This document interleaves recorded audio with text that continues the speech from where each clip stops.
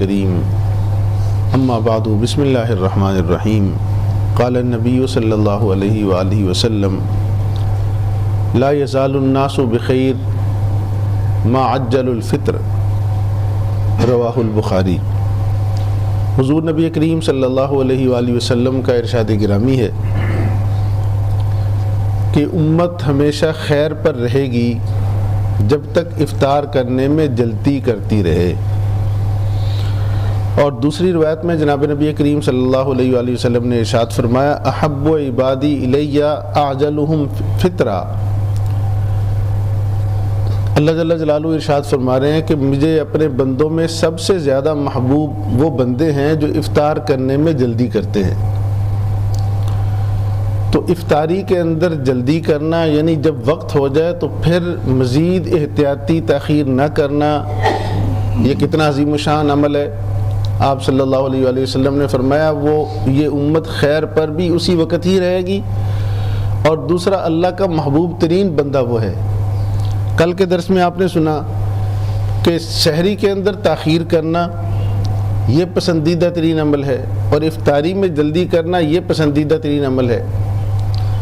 اگر دیکھا جائے تو یہ دونوں انسانی عقل کے خلاف ہے۔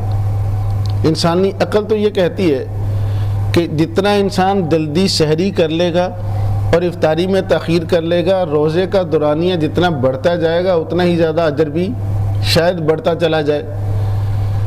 کہ ایک انسان نے 12 گھنٹے روزے سے رکنا ہے اور ایک انسان وہ ہے جو 13 گھنٹے رکے، لیکن یہاں جو احادیث آپ نے سنی ہے، جو شریعت کا حکم ہے کہ نہیں، جب وقت ہو گیا اس کے بعد تاخیر افطاری کے اندر کرنا یہ بھی پسندیدہ نہیں، اور سحری کے اندر بلا وجہ جلد بازی کرنا یہ بھی پسندیدہ نہیں۔ تو ایک بات تو یہ ثابت ہوتی ہے کہ سب کچھ ہماری عقل کے مطابق نہیں ہے دین میں۔ بسا اوقات ہماری عقل میں قصور ہوتا ہے، لیکن شریعت جو ہے وہ ہماری سیم عقل کے مطابق نہیں بنائی گئی۔ بہت سارے احکامات ہیں جو ہماری عقل کے برخلاف بھی ہیں، اور حکمت اس میں کیا ہے؟ بتانا مقصود یہ ہے کہ اصل حکم وہی ہے شریعت کا جو اللہ اس کے رسول نے کہہ دیا۔ جو تمہاری عقل ہے اس کے مطابق چلنا یہ شریعت نہیں ہے، پھر تو تم عقل پرست ہو، خدا پرست نہیں ہو۔ اور اس میں کہ جب افطاری کا وقت ہو جائے تو جلدی کر لے، یہ بھی ہے کہ دیکھیں اس وقت اپنی اظہار عجز کا اقرار ہے۔ انسان جیسے حکم ہوا کہ فوراً افطاری کا وقت ہوا، فوراً اللہ کا حکم پورا اور اس وقت کر لے، اس میں کچھ بہت زیادہ جو ہے نا وہ اپنی صبر کا اظہار اللہ کے سامنے یہ بھی پسندیدہ نہیں ہے۔ اللہ کے سامنے ہمیشہ عجز کا اظہار وہ پسندیدہ ہے۔ تو افطاری میں جلدی کرنا، بلا وجہ تاخیر نہ کرنا یہ پسندیدہ ہے۔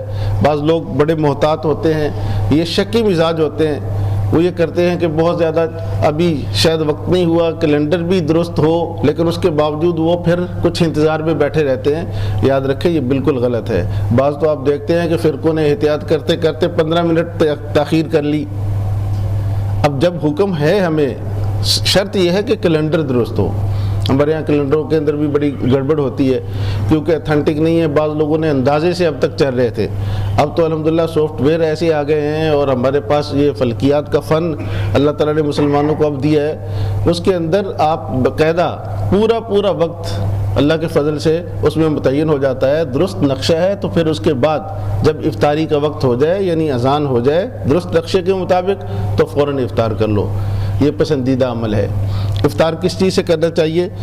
ابو داؤد شریف کی روایت میں جناب نبی کریم صلی اللہ علیہ وآلہ وسلم کا عمل صحابہ نے یہ نقل کیا کہ آپ صلی اللہ علیہ وآلہ وسلم تر کھجور سے روزہ افطار فرمایا کرتے تھے۔ اگر کبھی تر کھجور نہ ہوتی تو پھر چھوارے سے آپ صلی اللہ علیہ وآلہ وسلم روزہ افطار کرتے تھے۔ اگر چھوارا بھی نہ ہوتا تو پھر پانی کے چند گھونٹ سے آپ صلی اللہ علیہ وآلہ وسلم روزہ افطار کر لیا کرتے تھے۔ تو ان تینوں چیزوں میں سے جو میسر ہو اس سے آپ روزہ افطار کر لیں، انشاءاللہ یہ ہمارا روزہ سنت کے مطابق افطار ہو جائے گا۔ اللہ مجھے اور آپ کو توفیق عمل نصیب فرمائے۔